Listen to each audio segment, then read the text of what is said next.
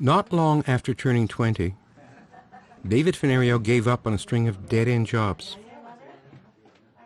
and he decided to try his hand at creative writing at Dawson College in Montreal. Okay, this is draft 11. Fennario wrote a journal for his teacher, Sally Nelson. It became a book.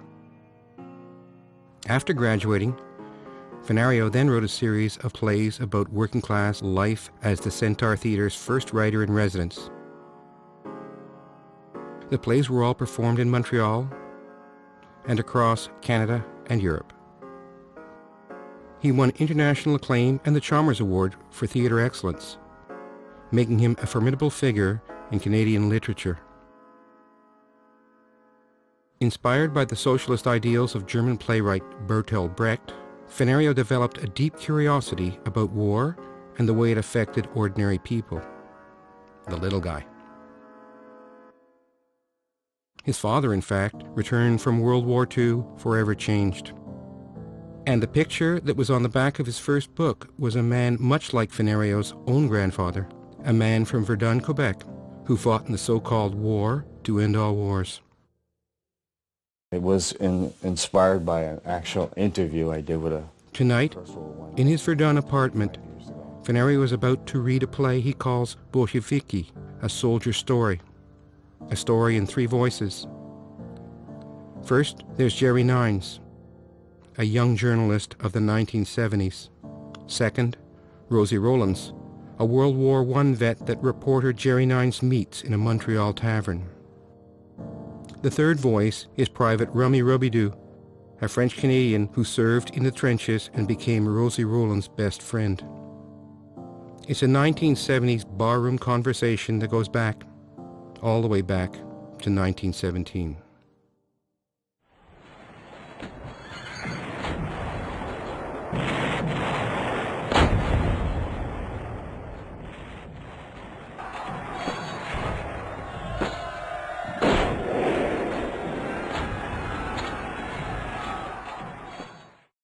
So here I am.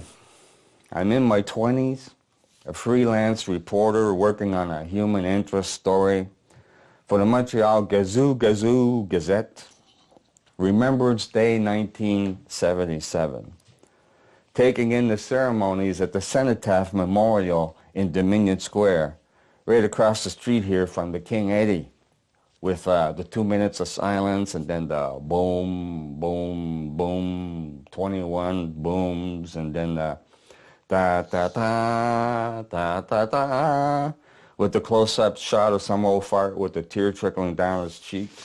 Da-da-da. It's making a comeback, that song, lately. David was my student at Dawson College. I flunked David because he hadn't turned anything in. And so the beginning of the second term, I handed back papers, and one of the papers that I handed back had no name on it. And so I said, I've got this paper, who does it belong to? David said, it's my paper, and is that why you failed me? I said, if you're this paper, yes, that is why I failed you. There was no name. And secondly, this is a great, great, great, wonderful thing. Do you know what cenotaph means? I looked it up, got my old notes here. It means a monument to one who is buried elsewhere. Buried elsewhere, like 61,000 of them elsewhere. Canadian soldiers who got killed in World War I. I'm talking about, that many dead, not counting the wounded and all those old guys that got their brains scrambled, too fucked up, drooling in their wheelchair to give me a quote for the Gazette. Vimy Ridge, is it time to go now? So I just across the street into the King 80, sitting here with a quart of Molson and this notebook thinking, well, the quotes didn't work out, but maybe I can do a background piece on somebody who got buried elsewhere. Yeah, that'll be my angle. buried elsewhere. So I'm scribbling this down in my notebook. Ace reporter Jerry Nine, soon to be international media celebrity. When this guy is sitting at the table next to me, older guy with big bush of white hair and this growl of a voice, growling about something on the TV news. What a pile of crap. Live broadcast from Ottawa with Pierre Elliott Trudeau, son of a bitch, and a bunch of other officials laying down Remembrance Day wreaths. I can't stand that son of a bitch. And then suddenly he's staring at me. Trudeau, you like him? I think his mother dresses him funny. Huh, he says, and sticks up his arm. Hey, doctor! Hey, doctor! And when somebody calls a waiter doctor, you know you're dealing with somebody. Hey, doctor, ma'am shows is sit. Yeah, ma'am shows. What are you drinking? What am I drinking? I'm drinking whatever he wants to drink. That's what I'm drinking. And he's drinking Bushmill Irish with cream soda. As a chaser, because beer makes me burp. Okay, makes you burp. Okay, cream soda. And I'm this no-ass, skinny 22-year-old Jerry Nines, and he's Harry Williams, just in town for the day, staying upstairs at the King 80. Always coming into town, he says, for the occasion, you know, Remembrance Day. Because he was in the First World War.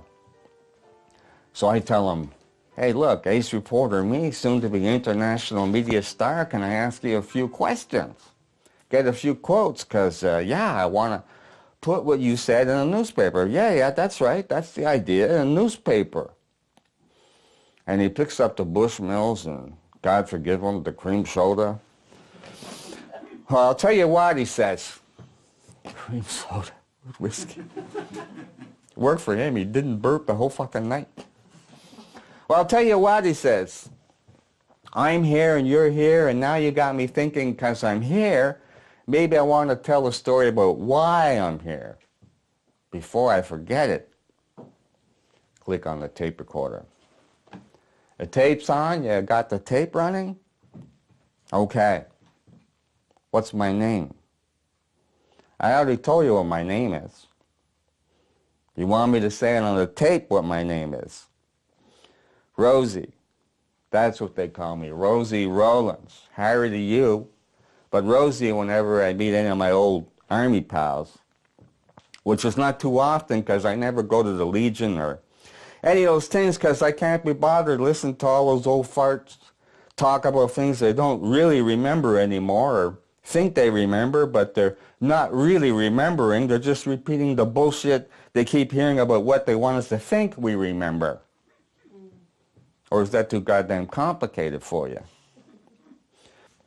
Fact of the matter is I didn't even join the Legion. I can't join the Legion, even if I want to, because I was a member of the Communist Party. Oh yeah.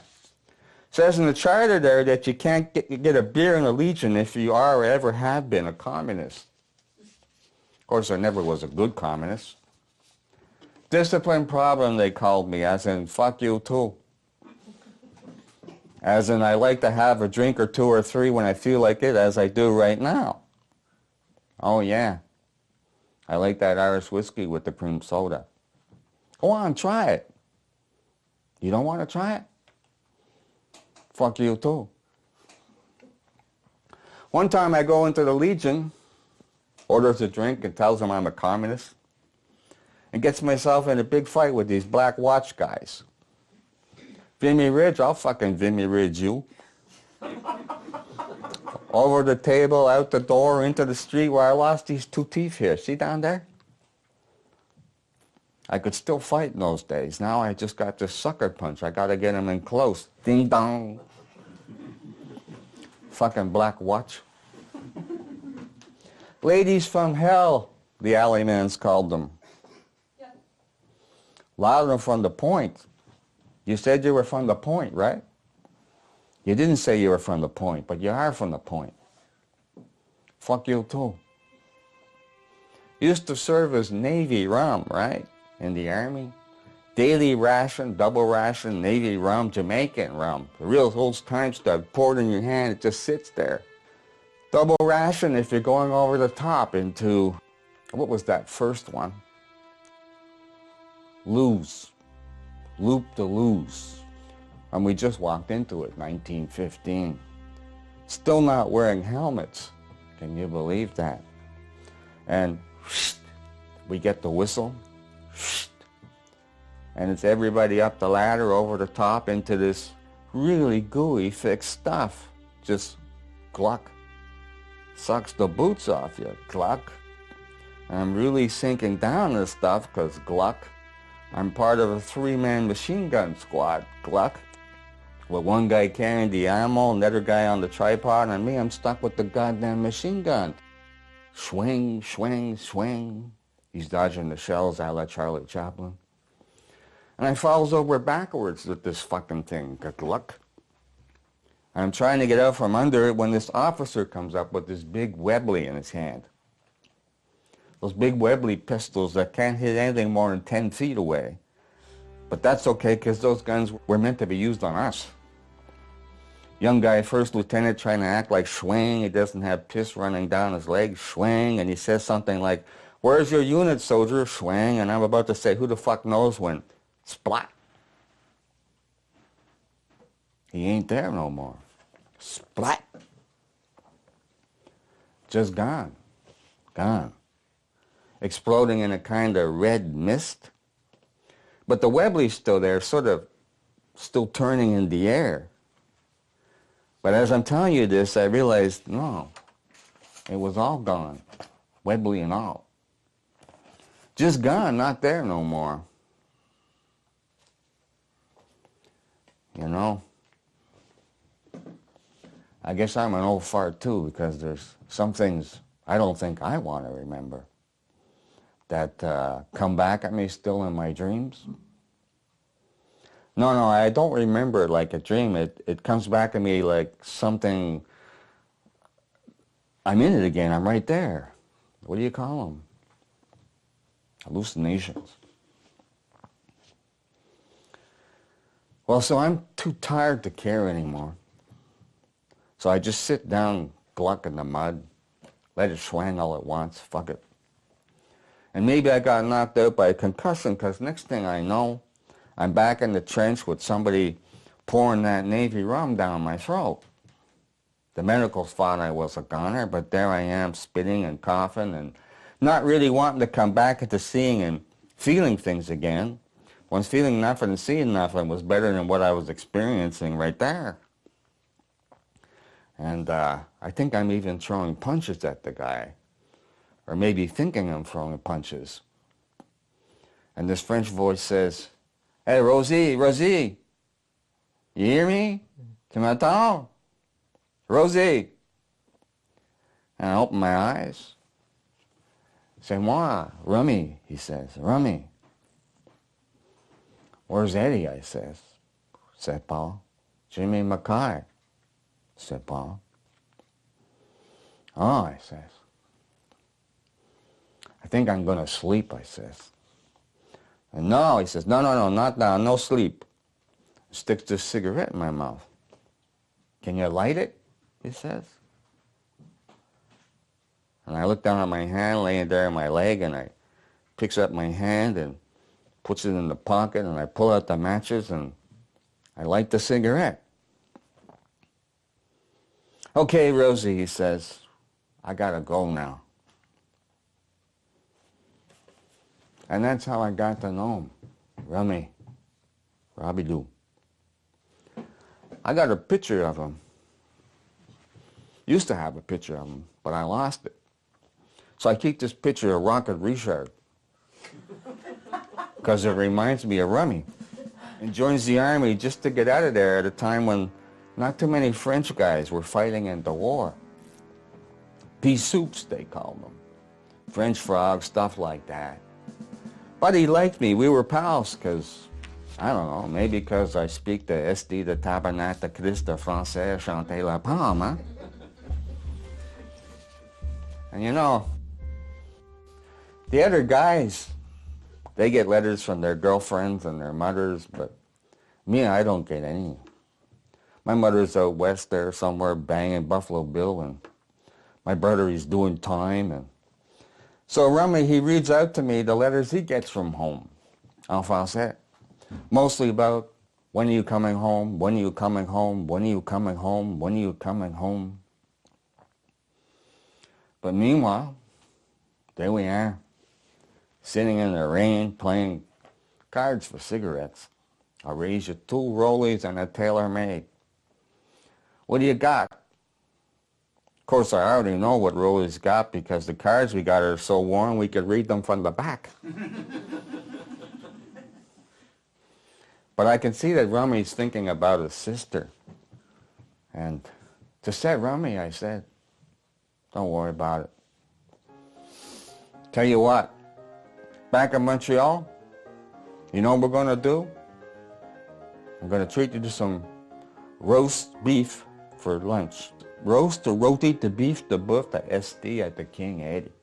They used to do a good roast beef here. Roast beef for lunch with their Yorkshire pudding. I had to explain to Rummy what that was. And mash, he wanted mash of it, beaucoup de sauce champignon and carrots crémées and des pieds de pois. And what's the French for horseradish? And then we'll sit back and drink afternoon and supper, encore, roti de roast de bif de boeuf, encore avec the sauce of champignon, the carrot, the pieds de pois, asti again, and then encore we drink and drink and drink, and then, and this always made Rummy laugh, wait, Rosie, encore, say it again, and then the next day for breakfast we have roast beef. So there, he's dealing the cards and he starts singing. I've been in the trenches all morning. You want to? I've been in the trenches all day. Tailor dealer takes one. What David does is that he has underneath a serious message, but it's full of jokes.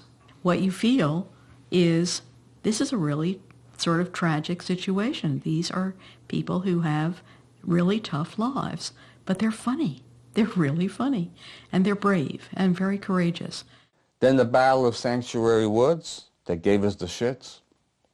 In 1916, the fucking Battle of the Somme where I lost the top of this little finger. And now it's Easter 1917, and they're planning something that's supposed to end the war that's supposed to be already over. That Vimy Ridge that everybody likes to talk about. Yeah, I was there. Vimy fucking Ridge. The birth of a nation, they called it somewhere. But I didn't see nobody getting born. Just a lot of people dying for no good, stupid reason at all.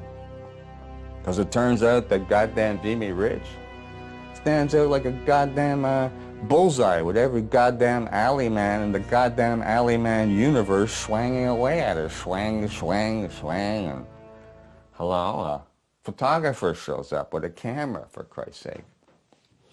Give us a cheer, boys. Want to show the folks back home you're not downhearted. Hip, hip. Hip, hip. Come on, boys. And who knows, maybe that photo is in a book somewhere of us yelling, but it's not hip, hip that's coming out of our mouths. It's fuck you, fuck off, and fuck your fucking camera. Never gave us the command to cheer again after that. A stupid thing for them to do anyhow. But like Rummy Robidoux said, when the whole thing is stupid, well, you just can't do anything right anymore. Except getting us killed like dumb, stupid animals. Like ordering us to walk out on the highway like skunks and raccoons, bath. Guts all over dead before you knew it. And this officer on the burial squad, he's got me and Rummy picking up pieces. Supposed to be finding a guy called Barnyard Bates. We got a foot here, we got a leg here, we got a head, still looks like Barnyard, we got some ears, fingers, hands, and officer comes up and he says, you got 2 left feet in there. Meanwhile, me and 3 other guys are all spread over the goddamn trench wall with a foot here and a hand here and a leg over there and an ear and a finger and 2 left feet. And they put them together with my head in a gunny sack and buried it out there. Out there in the mud, and you know what? What? You spelled elementary wrong on the goddamn gunny sack. The question of his grandfather having been in the war was something that was important to David, not just on the personal level, but that it was important to him as part of some larger sense of what is wrong with the world we live in. Rosie, on peut faire quelque chose. We gotta do something. Me, I don't want to end up pieces in a fucking bag. Do what? Do something. Tell them what we think. Tell them we don't want to die no more for no stupid reason at all. They're not gonna listen. Well, I know for sure they're not gonna listen. But I'll tell you, Rosie, tu sais, avec les bûcherons down the camp there, in the logging camps in the bush, when the cold, it gets too cold, and the food, it gets no good to eat, and hey, boss, we can't eat this. That's too bad for you, he says, but too bad for him too, eh? Because soon we start to make sure when the cold gets too cold and the food, it gets too bad, that things, they all go bad. They break down. They don't work. Oh, sorry, boss, I don't know. Can't work. Until finally, even the boss, he understands he's got to stop trying to make us do something we don't want to do. Eh? Or nothing gets done. Tu comprends, Rosie? Oh, yeah, I understood all right, but I looked around and told him, yeah, bien, okay, Remy, bien. But this is not a camp for loggers, right? Tu comprends? The bosses here, they got those big fucking webblies. And when they say you're fired, you really get fired. Tu comprends, toi? And he looks at me. Ben, Rosie, you know, on peut faire quelque chose.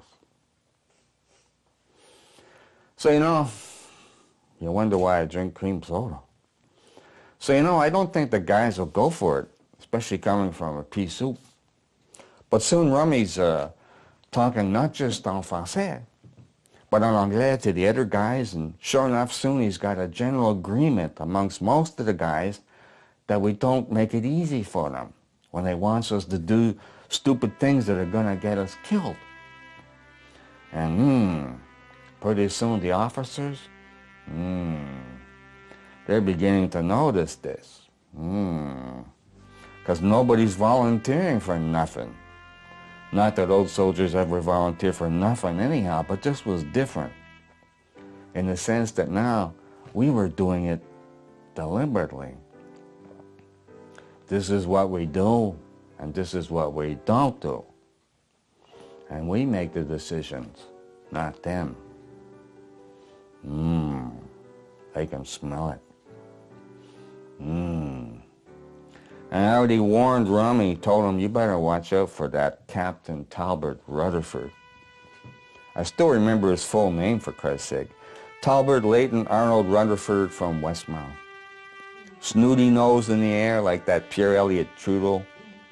Better watch out for him, Rummy. Because he's got it in for the French guys, for the pea soups. Especially after those, what do you call them, protests started happening in Quebec against conscription.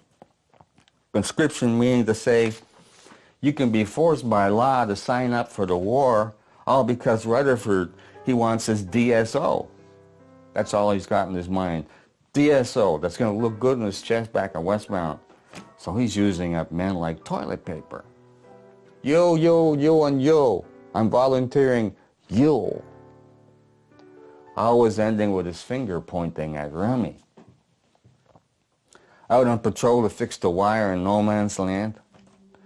And after 3 sorties of this, like playing Russian roulette, I tell Rummy, look, I got a bad feeling about this. Wow, me too.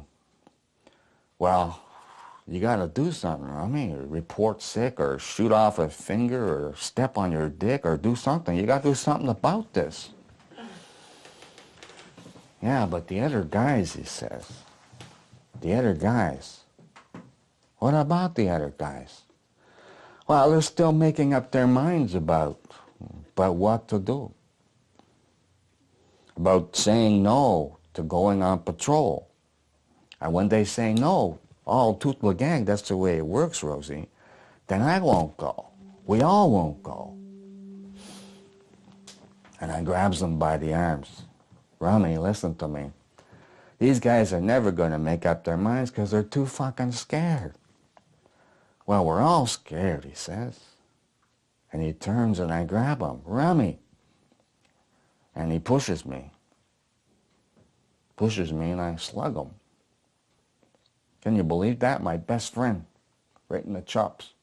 And he gets up and says, Rosie, maybe it's you that's got this right. Maybe I'm wrong. Maybe. But I tell you for sure, if we don't stop doing what they want us to do, then this war, it's never gonna stop. Hey, doctor, pour the cream soda. Anyhow, we're sitting there with Rutherford, just over there in front of the officer's dugout, getting his tailor-made uniform brushed. That's right, everybody else is covered with mud and shit, but he's getting brushed off by that suckhole's corporal before going into no man's land. Never know when the cameras might show up. And we're watching him, and he knows we're watching him. And he turns, and you, and you. Hey, Rummy. And Rummy gets up with the fat lip I gave him, and without thinking, I put out my hand, but he gives me this look like he's going to whack me one, and I watch him go up the ladder. Rummy's always first, and then whoever else with the piss running down their legs, and then Rutherford with the snooty nose, working their way out there in the dark, and the very lights go up, and tack, and then we knew it was coming, swing, big fucking swing.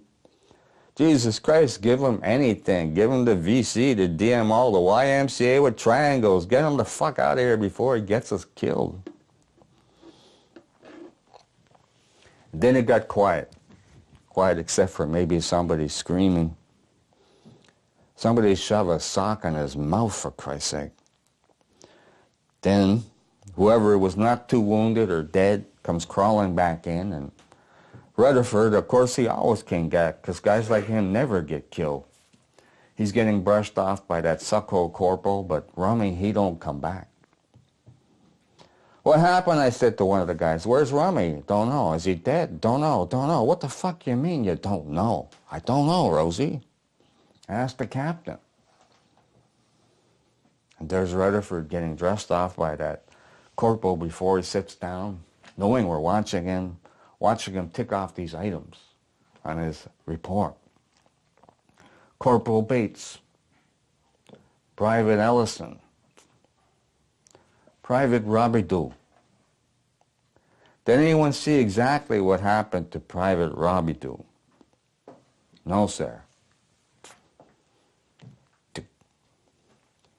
And my head starts to tick. And my 303 is right there. Tick. Click, boom, right in the middle of his fucking mustache. That's what I'm thinking. Oh yeah, get him before he gets me dead, with my name on some fucking plaque somewhere, thank you very much. I think what's related to a lifetime work is that he seriously and correctly identifies the fact that there are haves and have-nots in society. And I think that he cares about that more than most people do. I think David, and more power to him, does not accept that. And he wants a solution. He wants a reason. He wants an explanation.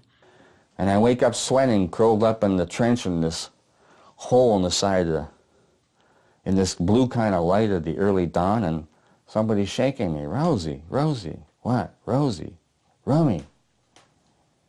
It's here, you're all here. Hey, it's Rummy, he's back. And he's smiling and everybody's coming around. Hey, it's Rummy. Everybody's happy. till Captain Rutherford, with that snooty nose, asks him for the wire cutters. Wire cutters? Wire cutters. You speak English, don't you? Out there, says Rummy. We're out there. Dehors. Dehors. Tu parles français, toi? Dehors. And then just walks away. Doesn't run, just walks away.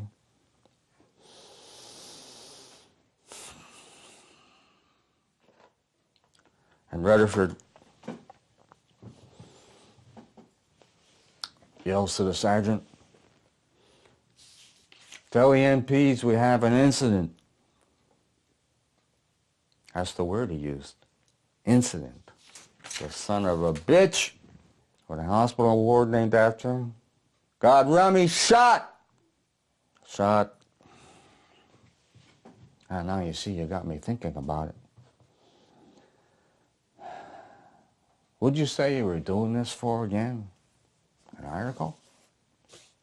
Because I don't know if his family knows. I mean, Rummy had a sister somewhere out there in the bush and shot for desertion. Heard later, he made them drag him out to get shot. Not because he was scared. Well, of course he was scared, but Rummy, he wasn't going to make it easy for them, or at least that's what I thought when I heard they had to drag him out. Making it sound like it was all like those Frenchies back in Quebec, too scared to go to war, as if we weren't all pissing ourselves marching into what they called Passchendaele. Piss yourself is what we called it. Battle of Piss Yourself, Passchendaele. All the time I'm watching Rutherford with that snooty nose thinking, nah, I don't do it with a rifle, a grenade. A grenade, right? Because then it's so quick and easy, you just tick, tick, boom.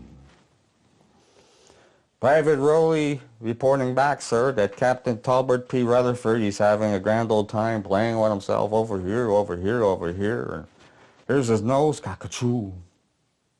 Excuse me, sir. Now, if we can just connect this to the front of your face, sir, you might be able to smell the roses and sing us your favorite song. Roses are shining in Picardy, in the hush of the silvery dew. Roses are shining in Picardy, but there's never a rose like you. And it's a strange thing, but sometimes I think I did kill Rutherford.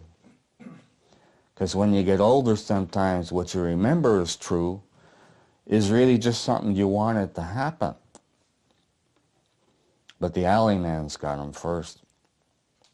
I got him on a quiet day and back at the front line giving one of his inspections when I don't know what the alleyman's threw at us that day, but by the time we heard the swang, we were already getting swanged. And boy, I'm hurting, I'm bleeding in the dust and the smoke, and Rutherford standing there trying to brush the dirt off his uniform, but his right arm ain't there. It's hanging backwards off his shoulder. And he looks at it, he's looking at it, and looking around, trying to talk. Beep, beep, beep, beep, beep, beep, beep. And swang. Another swang drops him like a dirty diaper with his legs blown off. Lips still moving. Beep, beep, beep, beep, beep, beep. Died scared, he did. Really scared. Even after he died, you could see it in his eyes. Hip, hip. Hip, hip. Me, I guess I went unconscious because next thing I know, I'm waking up in the base hospital with little pieces of shrapnel sticking out all over me and a goddamn ling, ling, ling in my head that suddenly stopped about 10 years later just when I was getting used to it. Ling, ling, ling, ling, ling, ling, ling, keeping me awake at night, ling, ling, ling, with this trembling in my hands that's starting to go up my arms. So they stick me in the bug ward, which wasn't so bad. I got to play a lot of cards, had a few laughs, before I get shipped back home with No one there to greet me. My brother is still doing time. The old lady is still at West banging Buffalo Bill. So I looks up Remy's sister in St. Catherine the Bedbug. Since Remy's the only one that feels like family to me, or whatever family is supposed to feel like. And no, she says, and she's got this bad cough from working in the pulp and paper. No, she says, haven't heard from Rummy since skinny as a rake. It's that sawdust that kills him. And you know, she hands me the letter, and I can't read English good, and this was in French, but ma sœur, he said, I know I can't come back to St. Catherine. Turns out some people got killed in a strike a few years back. And I don't know, je sais pas, what's going to turn out here in jail. I'll tell Rosie to have a beer for me. Excuse me, more. It was sad, really sad. Because we could have used Rummy after the war and those big strikes. Winnipeg 1919, that was us. You heard of that one? I was in that one. Bolsheviki, they called us. Bolsheviki. Gonna steal your pig, fuck your dog, eat Jesus for Christmas. Bolsheviki. Oh yeah. I had a grand old time being a Bolsheviki till they threw me out. But every year, I come back here to King 80, because you never know. Maybe Rummy didn't get shot. Maybe he escaped. Maybe, just maybe, he's going to walk through that door again, right, with his rocket Richard eyes. Hey, Rosie, ma chum, my monsieur, and guess what I'm going to do? Hey, doctor, rôti, the roast beef, the boeuf, the pea, the pork pour moi, and my chum Jerry here. And Rosie starts ordering extra everything over to the table. I already ate. Extra mash, extra peas, extra gravy, extra mushrooms, horseradish, extra fucking everything. Hey, Rosie, come on, I can't eat it all. And of course, we had to have a drink, and then another drink, and then another one for the road, and another one, and hardly able to walk, and heading outside, and he's doing his Charlie Chaplin. And he turns the corner, and that was that. Think I told Rosie I'd drop by the King Eddie on the 11th of November the next year. Let him know if I got the article in the Gazette, but for some strange reason, the Gazette didn't want to know nothing from nothing about some old guy wanting to shoot Pierre Elliott Trudeau in the head. But now, 25 years later, here we are in another war, getting ourselves killed for no stupid good reason at all. Well, I decided I'd do this show for the guys over in Afghanistan, based on this interview I did with Rosie all those years ago. And lift a glass to Remy Robidoux and all those other Bolsheviks and Stephen Harper. Your mother dresses you funny. Cheers.